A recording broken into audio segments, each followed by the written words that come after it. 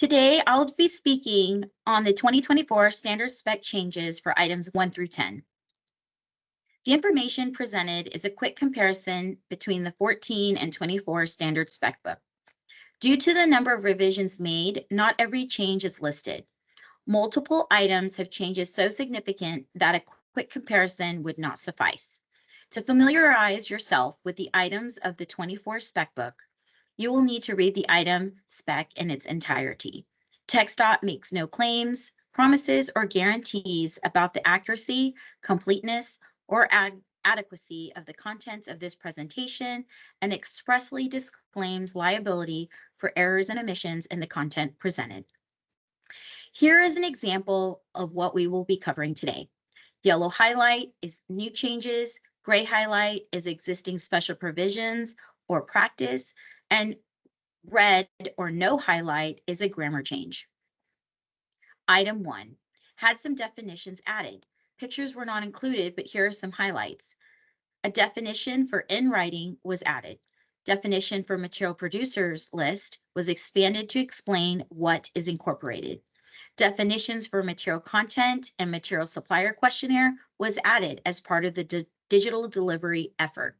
The definition of plans was expanded to state that they may be digital. Also, definitions for repair and substantial completion of work was added. Moving on to item 2, issuing proposal forms.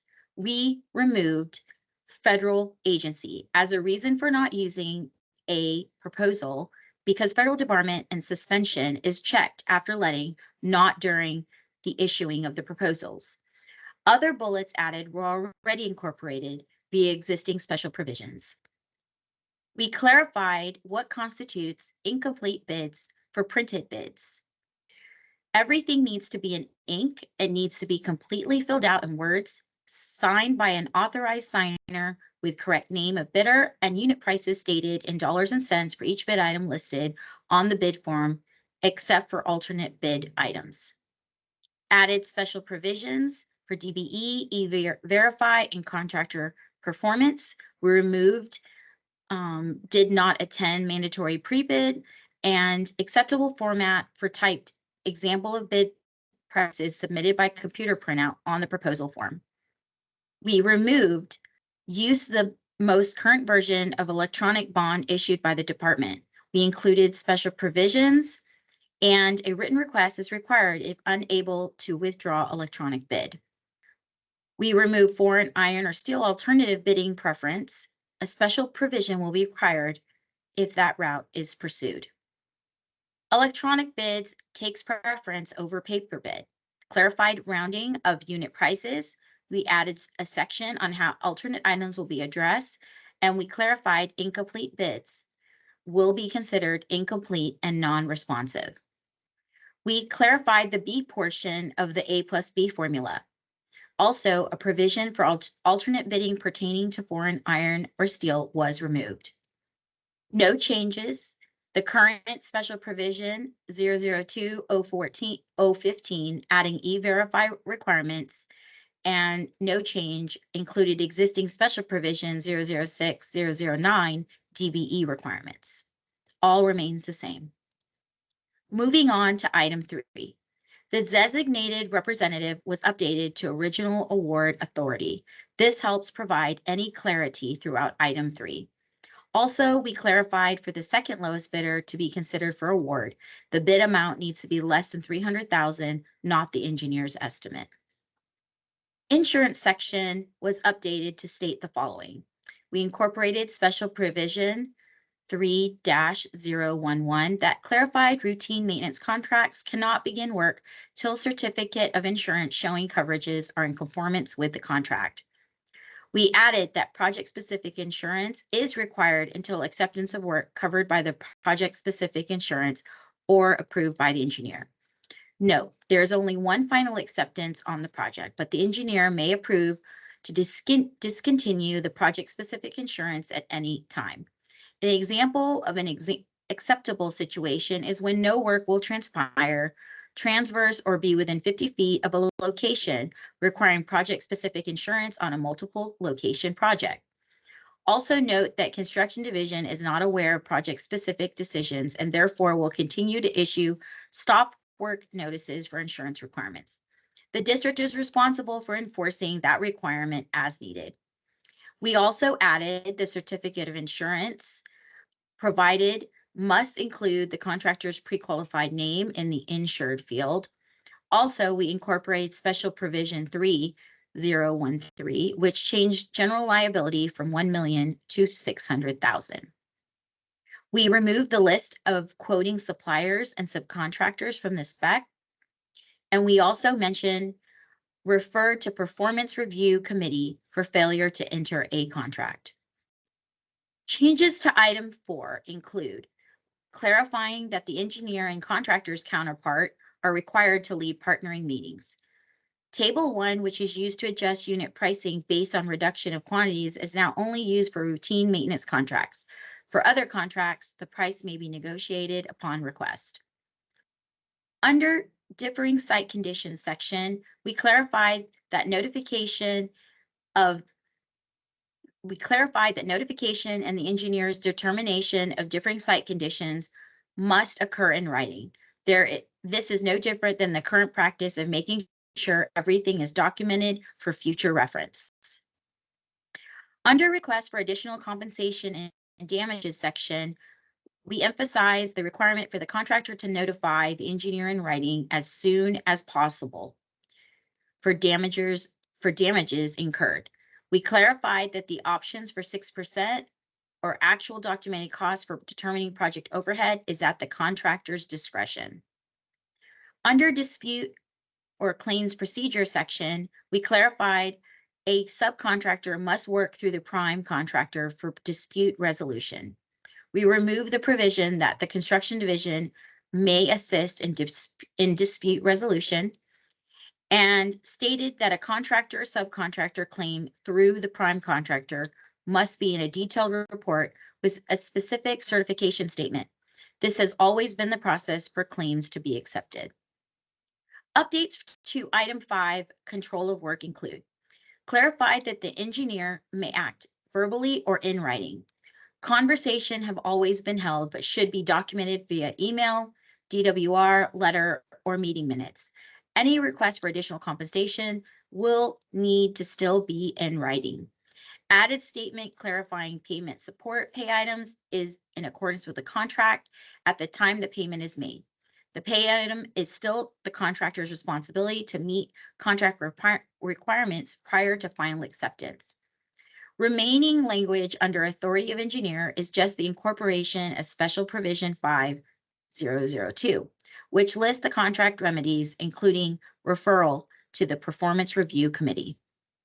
Under construction surveying, maintain the integrity of control points was removed. Stationing was added to method B. Method C provided maximum interval for construction stakes of 100 feet or sufficient intervals to meet established tolerances. Under inspection, we added language allowing the engineer to empower inspectors to adjust traffic control as needed. Use caution in making changes. Document any changes to the traffic control plan. Under final cleanup, we clarified construction project litter. Under final acceptance, we added final acceptance cannot be held for final measurement or pay quantity adjustments. Item 6 is the state Buy America provisions. The requirements for iron and steel remain the same, but the section was organized a little differently. A section called Buy America exceptions was added, and all applicability allowances waivers for Buy America were listed under this section. As previously mentioned, alternative bidding for foreign iron or steel products needs to be handled through special provision if pursued by the designer. Here is the special provision that includes BABA requirements. This is the same language as was introduced in December 2023 Lenning, or as you may know, as the special provision 040. Information presented here is a description of the provision, but no changes have been made. More explanation for item 6, special provision. Notice certification requirements are listed for construction materials. Last section of the special provision is the Buy America exceptions section. And this special provision, the 5% or $1 million de minimis limit for construction materials is listed. Also listed is that temporarily installed items do not need to meet BABA requirements. Sampling and testing and inspection section was updated to include 2014 Special Provision 6001, which allowed the use of commercial labs. Language remains the same. Under plant inspection and testing, we added clarification for meeting requirements to meet respective bid items for 504 field office and lab and item 320 equipment for asphalt, concrete, pavement. Hazardous material section was rewritten to match existing special provision 6012. Note that if any hazardous materials are to be adjusted in construction, a special provision will be needed to overwrite this section, and a notice to contractor's special provision will be required to describe the location and work to be performed. Any request to include hazardous material abatement in construction needs to be approved by administration. Item 7, safety point of contact was updated to clarify that contractors and subcontractors' employees need to use the appropriate protective equipment. Also clarified that responsibility falls on the contractor rather than the contractor's safety point of contact. Special Provision 7010 was included, which requires the contractor to coordinate highway closures with the engineer to avoid peak traffic periods called for in the plans or as directed. Sections for flaggers and training was updated to reflect Special Provision 7011. This special provision made training certificates to be provided upon request, as well as criteria for training. We added an intro paragraph to Article 7, preservation of cultural and natural resources and the environment. This intro states to follow guidance BMPs, permits, laws, rules, and regulations, as well as list agencies to be in compliance with. This list was previously listed under project-specific locations. Section 7.7.2, protected and imperiled species and wildlife section was added. It states to cease work within 50 feet of wildlife, allow animals to leave the area and do not kill them. Also provides direction to contact district staff to investigate and evaluate any wildlife issues. Section 7.7.3, no changes other than we added added migratory birds requirement to spec. Though it looks like a lot of things were added, this is simply language from Special Provision 7-004 and Special Provision 506-005. Special Provision 7-004 addressed co-permit requirements, and Special Provision 506-005 makes training certificates available upon request. Project-specific locations has not changed other than the list of agency was moved to the intro portion. Item 7, unreimbursed repair was updated to state TMAs and portable message trailers and signs are eligible for reimbursement for repair if location directed was not called for in the contract and the contractor is unable to seek reimbursement from a third party. Also, reimbursement for repairs to detours is allowed if outside the contractor's control. We recommend to document any material or workmanship in DWRs, emails, or meeting minutes. Upon relief of maintenance advance warning signs are to be removed. Payroll remains required for construction project and federal aid maintenance contracts. Payrolls for state-funded maintenance contracts are required upon request. Included in Special Provision 7-013, which adds a security incident section. This section adds notification requirements for potential cybersecurity incidents. It also states that TxDOT reserves the right to hold contractor liable for all costs incurred by the department. Item 8, Article 2. Subcontracting was updated to include Special Provision 8-30. This was the requirement that all subs are required to be verified. Another change to subcontracting is that mobilization no longer counts towards performing 30% of the work. Under Article 3, computation of contract time for completion, statement that department will not adjust working days for differencing in opinion or assumptions or for errors, omissions, or discrepancies. That decision is left with the district to determine and is typically used for gross errors in determining the contract time determination. It is still the contractor's responsibility at time of bid to notify of any errors and schedule their work accordingly. Under project schedules, the definition of total float was added and stated that it was shared commodity between the department and the contractor. Section schedule types was renamed to schedule types and schedule impacts. Clarified bar charts may be electronic and that CPM schedules must be electronic in a format acceptable to the engineer. P6 is acceptable. Preliminary schedules are still required 7 calendar days prior to the pre-con, but may be submitted later if agreed upon. 2 plots of the baseline schedule in different layouts are required when requested. 1 plot is still required. Under the default of contract article, the specification states after a default calendar days will be charged until completion of the contract introduces an ambiguity in the contract. Working day charges should remain the same after default as in the contract, but defaults are in calendar days. Also added that a default will result in referral to the Performance Review Committee, which has been the practice. Special Provision 8-033 was incorporated. This provision stated that in the event of a wrongful default, the contractor would be handled in the same as a termination. Item 9, measurement and payment had the following updates. Special Provision 9-010 was incorporated.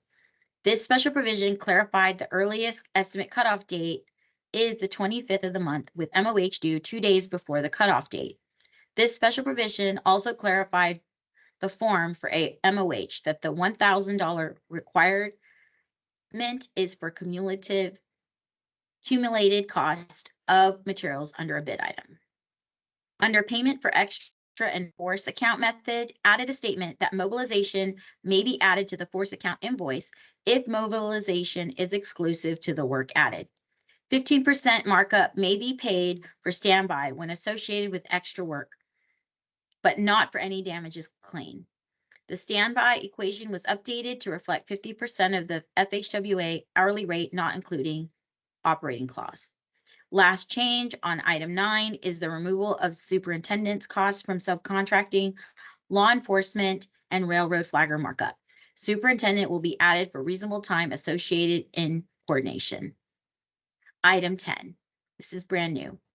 It's a new general provision for material contracts only. Items 1 through 9 no longer used for maintenance contracts.